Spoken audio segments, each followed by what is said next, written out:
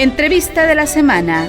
Una charla con figuras del ámbito educativo, tecnológico, científico, cultural y deportivo con Verónica Madrigal. Comenzamos.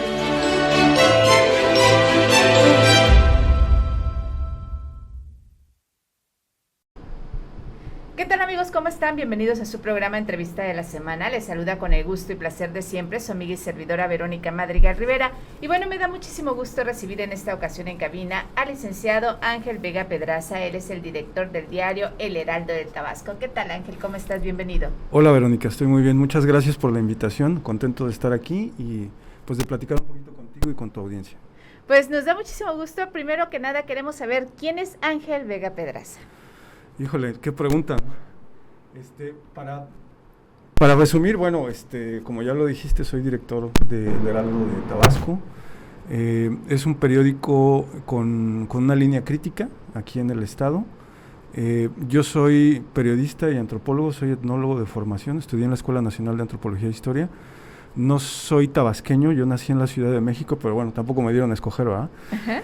Y lo que sí soy es tabasqueño por adopción y estoy muy feliz de serlo. Tabasco me ha dado muchísimas cosas y bueno, entre ellas un desarrollo profesional que no he tenido en ningún otro estado de la República, a pesar de que he vivido en muchos lugares, y pues contento de estar aquí y de vivir y trabajar y tratar de aportar aquí a Tabasco, ¿no?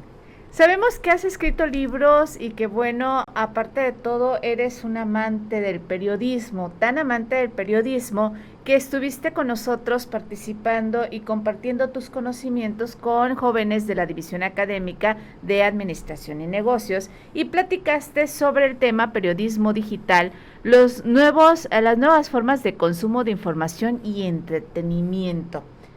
¿Cómo es esto? ¿Ha cambiado el periodismo a lo largo del tiempo? Sí, el periodismo cambia absolutamente todos los días, ¿no? A pesar de que es una profesión joven, digamos, no había escuelas de periodismo en México hasta bien entrado ya el siglo XX, ¿no?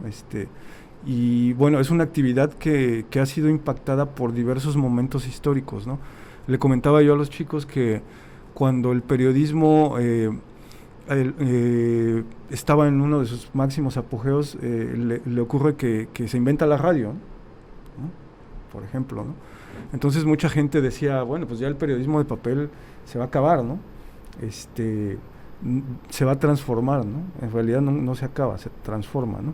Entonces, a través de estas grandes transformaciones ya pasamos por la radio, que no lo acabó, sino que nos ayudó a hacer un tipo de periodismo más completo, diferente.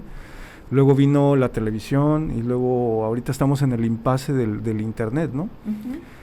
En este impasse lo que está ocurriendo es que estamos tratando de adaptarnos lo mejor que podemos para mantener esta labor, porque la labor periodística es sumamente necesaria para una sociedad, ¿no?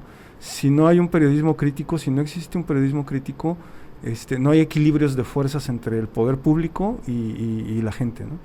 Entonces tiene una razón, ¿no? Tiene una razón de ser, esa no ha cambiado, sigue siendo. Enfrentamos el tema de cuál es el negocio del periodismo y cómo vamos a sobrevivir, tratando de seguir haciendo lo que nos gusta hacer y lo que creemos necesario que para la sociedad que se debe de hacer, ¿no? Todo se ha transformado, ¿no? Todo a nuestro alrededor ha sido transformado por las nuevas tecnologías de la información, y vimos cómo, por ejemplo, a la industria hotelera, ¿no? Pues llega Airbnb y pues prácticamente pues los pone contra la pared, ¿no? Los obliga a repensar su forma de hacer negocios, ¿no? Su forma de existencia misma, ¿no? Como empresas, ¿no? Lo mismo le pasó, y eso se los dije también a los chicos, por ejemplo, Blockbuster, ¿no? Nosotros todavía nuestra generación íbamos y alquilábamos películas, ¿no? Bueno, primero era, creo, Videocentro, ¿no? Una Ajá. cosa así, ¿no? Que eran como unas cajas enormes, ¿no? Y luego fue Blockbuster y empezamos alquilando DVDs y luego cambió a Blu-ray, ¿no? Bueno, primero empezamos alquilando VHS, Beta, VHS, Blu-ray, DVDs y Blu-rays, ¿no? Pero lo que no entendió Blockbuster era que el negocio se estaba transformando. Ellos creían que su negocio era rentar películas en formato físico, ¿no? Ujú. Y para ellos ese era su negocio, ¿no? Pero ellos no entendían el impacto que estaba a punto de atropellarlos como un tren, ¿no? Que era vender películas en streaming, vender entretenimiento en streaming, ¿no? Entonces llega Netflix, que además Blockbuster tuvo la oportunidad de comprar a Netflix y no lo hizo, ¿no? Entonces ese es uno de los mejores ejemplos de cómo una industria está pensada y un modelo de negocios está pensado de manera cuadrada, y si no se adapta a las transformaciones, pues tiende a desaparecer, como todo, ¿no? Y eso le pasó pues igual a la industria o al transporte, ¿no? Con Uber, que realmente Uber pues no es ninguna empresa de transportes, ¿no? Es falso, y por eso las legislaciones de todo el mundo han fallado a la hora de quererlos meter en ese esquema, porque no se trata de una empresa de transportes, ¿no? Se trata de una empresa de tecnología.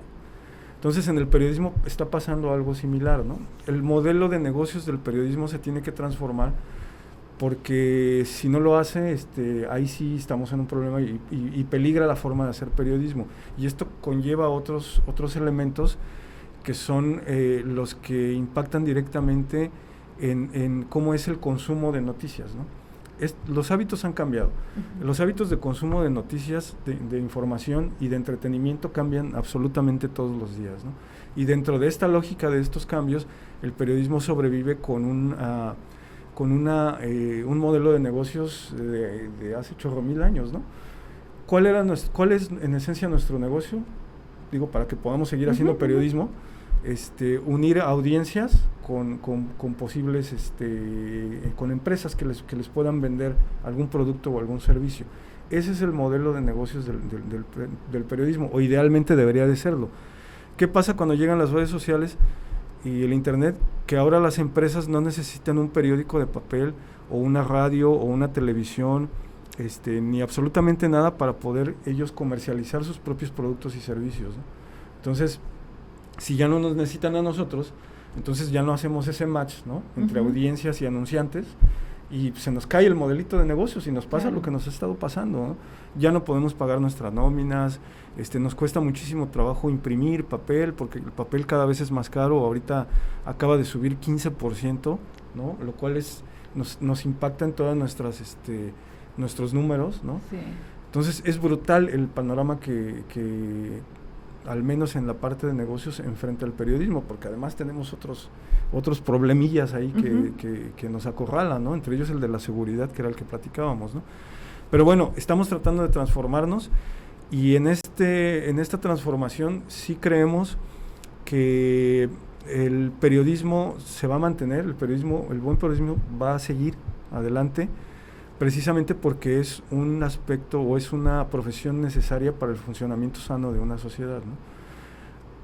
Hay varios elementos que entran en juego dentro de todo esto, pero digo, en esencia, los periodistas también nos estamos transformando, también estamos cambiando la manera en cómo contamos las historias, porque las herramientas para contar las historias cambian. Entonces nosotros tenemos que hacer esos cambios en función de ellas, ¿no? Entonces ahorita pues ya podemos hacer transmisiones más sencillas, no necesitamos una gran infraestructura para poder trasladarnos a un lugar y hacer un en vivo, ¿no? Eso lo podemos hacer mediante Facebook, pero eso también ha traído algunos inconvenientes, ¿no? Ahora cualquiera con un teléfono pues se puede decir periodista, ¿no? Todo el mundo se siente periodista ahora. Y el problema ahí no es que no hayan tenido que pasar por una escuela para hacerlo, sino que muy posiblemente no tengan las herramientas éticas para hacerlo, ¿no? Entonces ahí entran todavía otra serie de factores, se crea el asunto de las fake news, y el entorno en sí, el ecosistema de la información se vicia,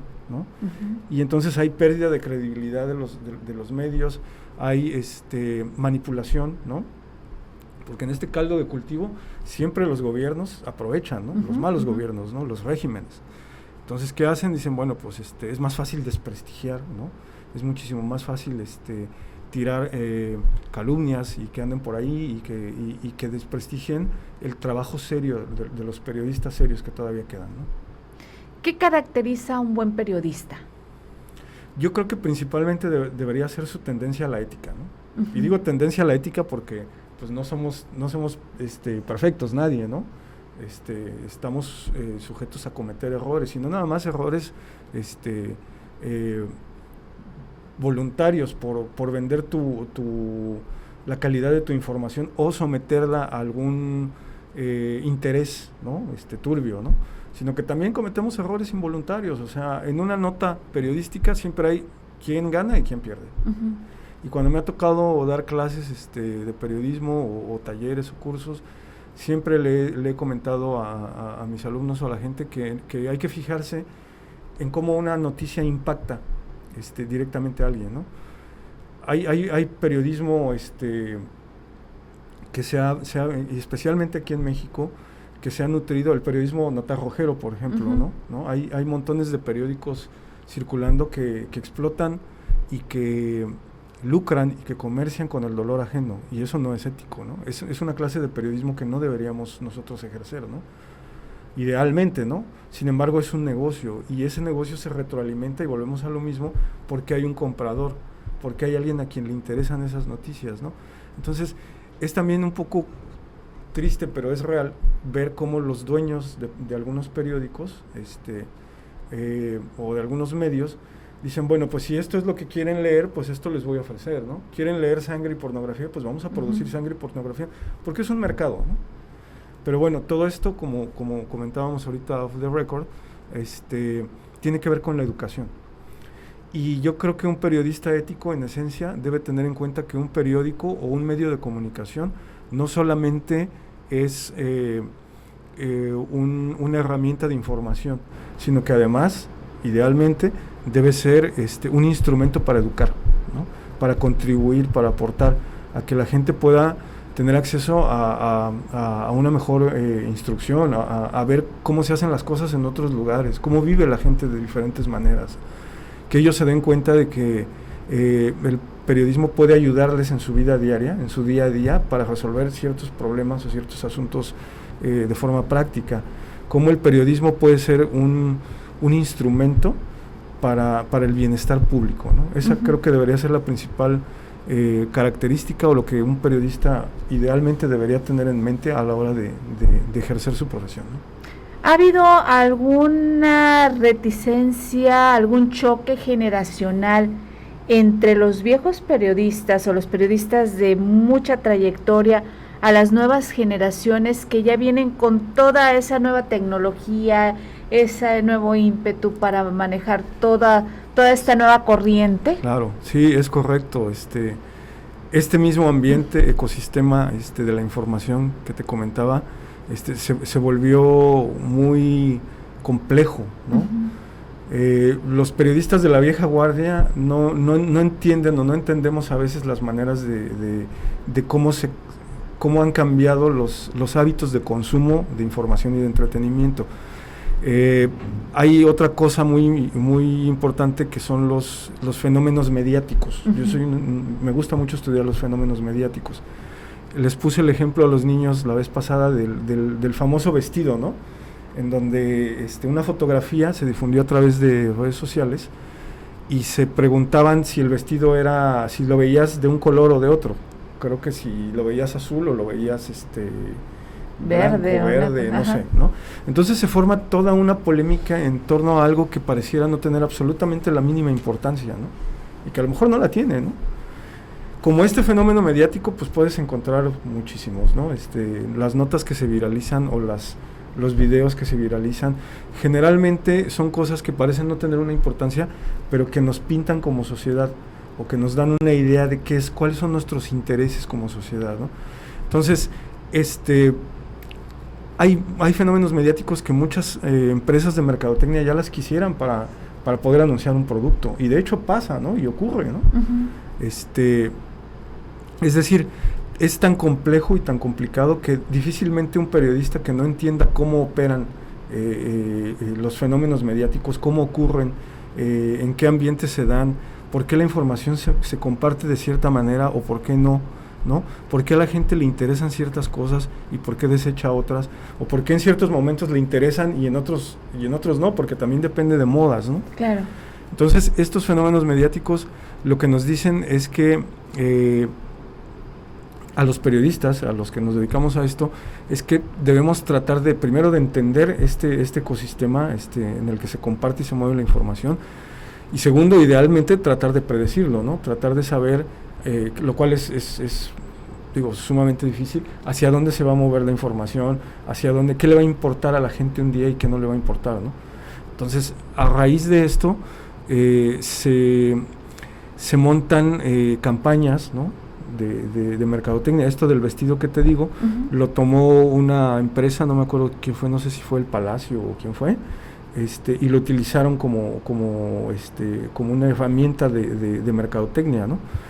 Lo tomaron las asociaciones civiles en defensa de la mujer y le pusieron ese vestido a una mujer y la pintaron toda moreteada y dijeron, lo que importa no es si el vestido esté morado, sino ella está morada, ¿no? Entonces ya le dieron un sesgo social a ese tema, ¿no? Entonces, como algo que parece no tener relevancia, la más mínima, adquiere un sentido y una relevancia porque quienes consumimos esa información le damos ese sesgo, ¿no?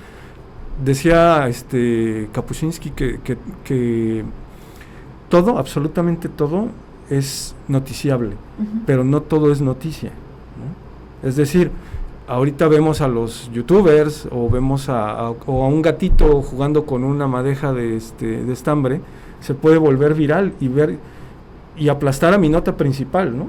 Sí. Y le llega más gente y todo el mundo comenta, todo el mundo comparte, todo el mundo da like y a todo el mundo parece importarle ese gatito que está jugando con la madeja, ¿no? Por ponerte un ejemplo burdo, ¿no?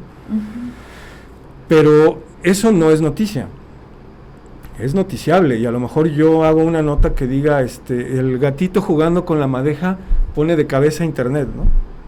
Y hago una nota y efectivamente como medio publico una nota que da cuenta de ese hecho.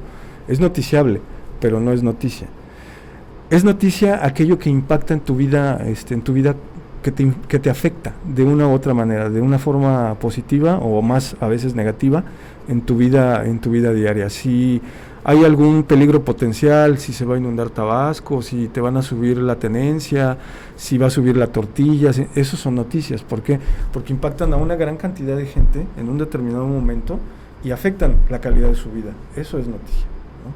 Entonces, en este entorno que te comento, ya no sabemos qué es noticia, ¿no? Perdemos la noción de lo que importa realmente y de lo que debemos a lo que debemos ponerle atención, ¿no? Es por eso que el entendimiento de cómo funcionan el ecosistema digital y cómo se mueven las redes sociales, pues es básico para los periodistas que quieran ser periodistas actualmente, porque esa es la otra. Ahora el discurso no es unidireccional.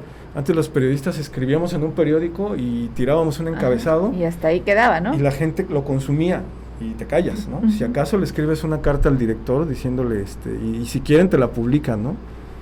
Y si no, no. Ahora no, ahora el discurso es bidireccional. Si yo publico algo que no está bien sustentado, si yo publico una mentira, a mí me desmienten en tiempo real. A mí alguien en algún lugar me está leyendo y me va a decir, no, esto no fue así, fue así. Y lo va a probar, ¿no? Entonces eso a los periodistas es bueno y es malo también. ¿Por qué? Porque además se convierte en un asunto de quién tiene la verdad, ¿no? De verdad tras mi palabra contra la tuya. Y en este ambiente pues obviamente se dan muchas confusiones y bueno, información que desprestigia la información que sí es real, ¿no? Pero bueno, es un ejercicio sano siempre el hecho de que las audiencias te estén viendo y que sean responsivos y reaccionen a la información que tú como periodista publicas. Ahora los periodistas y algunas empresas periodísticas se han convertido en validadores de la información, ¿no? A lo mejor si una persona sube un video de un policía tratando de extorsionar a un ciudadano, a lo mejor no lo creo, ¿no? Pero si llega un medio de comunicación prestigioso que se dedica específicamente a cribar toda la información, a filtrarla, a comprobarla, a sustentarla y además a ponerla en un contexto social que sea de utilidad para quien consuma esa información, entonces se convierte en un validador de información. Entonces ya no es la nota del ciudadano que fue extorsionado, sino que es la nota comprobada de que un ciudadano sufrió una extorsión. Es complemento o el contexto que le puso el periodista diciéndote qué índice de corrupción tenemos en determinado lugar y cuántas denuncias por extorsión policíaca ha tenido Tabasco en los últimos 2 años, por ejemplo, ¿no? Ya fuimos e investigamos y encontramos al ciudadano y lo entrevistamos, ¿no? Y ya incluimos qué es lo que piensa o su queja, ¿no? Ya preguntamos a la autoridad y le dijimos, oye, brother, fíjate que está este video, ¿no? ¿Qué onda? Vas a dar una postura y va a dar su postura, ¿no? Entonces es todo un círculo el que sigue la noticia desde que ocurre hasta que se concreta. Pero todo ese círculo solamente lo pueden hacer los periodistas de profesión porque tienen las herramientas necesarias para hacerlo, idealmente hablando, ¿no? Entonces ya el medio se convierte en validador de una información, o el periodista que se dedica por su parte, ¿no? Que ya no tiene el respaldo de una marca o de un periódico o de la radio o de la televisión, etcétera. Él por su parte, con su paginita a lo mejor, o con su fanpage de Facebook, pues es responsable con su información y puede en determinado momento también validar, porque su prestigio lo vale como periodista. No es muy común, ¿verdad? Pero pasa también, ¿no? Sí, pasa. Entonces, y en algunas ocasiones lo hemos visto. Antes de que se nos acabe el tiempo, porque sabes que el tiempo pasa de manera inexorable, tenemos algunos regalos para nuestro público que nos está escuchando a través de Sintonía UTAP y que nos está siguiendo en redes sociales. ¿Nos platicas qué es ese regalo? Sí, les traje 6 libros, 6 ejemplares de Narcoguerra en el Edén, que es un libro que se publica en el 2018 bajo el sello de Sustancia y Forma Editorial, y es un libro que tiene 12 relatos o historias verídicas sobre crimen y narcotráfico en el estado de Tabasco. Son hechos históricos, no es un libro de sangre y violencia, aunque en esencia los hechos lo sean. Es un libro de historia contemporánea de Tabasco que de alguna forma los periodistas tabasqueños le debíamos al Estado. Y digo le debíamos porque en otras latitudes de este país hay periodistas que incluso han perdido la vida por decir las cosas como se deben decir, porque alguien las tiene que decir finalmente. Digo, no se trata de ser mártires, ¿verdad? Pero alguien tiene que decir las cosas, ¿no? Y en este caso, este libro pone los puntos sobre las IES sobre temas muy controversiales, y son una especie de intento de explicación del por qué las cosas han llegado al nivel al que llegaron actualmente en este estado. ¿Cuál quieres que sea la dinámica para que se recojan estos libros? Puede ser un giveaway, puede ser si alguien en su página le da más likes, no sé, la dinámica que ustedes propongan me parece bien. Ok. ¿Sí? Entonces, ¿qué te parece si que nos escriban a nuestro correo electrónico? También puede ser. sintoniautap@utap.edu.mx y nos digan cuál es el diario en el que trabaja nuestro amigo el licenciado Ángel Vega Pedraza, y que nos compartan a qué división académica le dio la conferencia. Perfecto, sí, me parece bien. Que lo comentamos aquí precisamente en este programa de entrevista de la semana. Antes de despedirnos, sí me gustaría que nos comentaras qué recomendación nos das a todo este público, a todos los que somos consumidores de información, para que no consumamos paja. ¿Qué tenemos que hacer? Yo creo que hay que estar muy atentos digo, es un poco complicado, ¿no? Efectivamente, pero sí hay medios, como te comentaba, medios y periodistas y validadores de información. Generalmente la información falsa, los fake news, adolecen de ciertas fallas que suelen ser a veces hasta bastante evidentes, ¿no? Hay herramientas en internet en donde podemos darnos cuenta de cuando una información ha sido compartida N cantidad de veces, ¿no? Podemos incluso, eso sería lo mejor que podemos hacer, utilizar el sentido común, que desgraciadamente es el menos común de los sentidos, y tratar de no compartir algo que no nos conste, ¿no? Que no estemos seguros de que efectivamente ocurrió. Y ¿por qué no? Claro, acercarse a los medios reconocidos, ¿no? Y a los periodistas en quienes nosotros confiamos, ¿no? Y sobre todo apoyar el buen periodismo. Ese es un mensaje que sí quisiera dar. En este entorno tan complicado en el cual somos sumamente manipulables, precisamente porque la información es mucha, tenemos un problema de sobreinformación, y cribar toda esa información y quitarle la paja, como dices, pues es un verdadero problema, y consumimos lo que nos llega y lo más escandaloso y lo más vistoso, ¿no? Cuando debemos hacer un ejercicio crítico para consumir lo que nos interesa primero, y no prestarnos a manipulaciones, ¿no?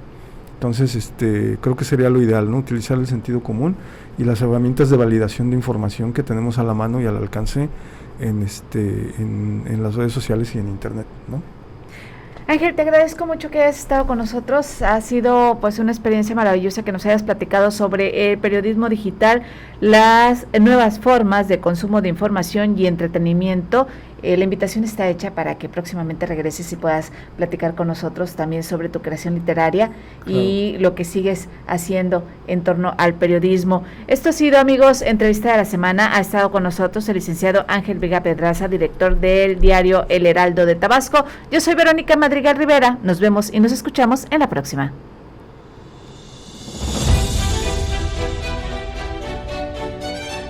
Has escuchado Entrevista de la Semana, una charla con figuras del ámbito educativo, tecnológico, científico, cultural y deportivo con Verónica Madrigal. Hasta la próxima.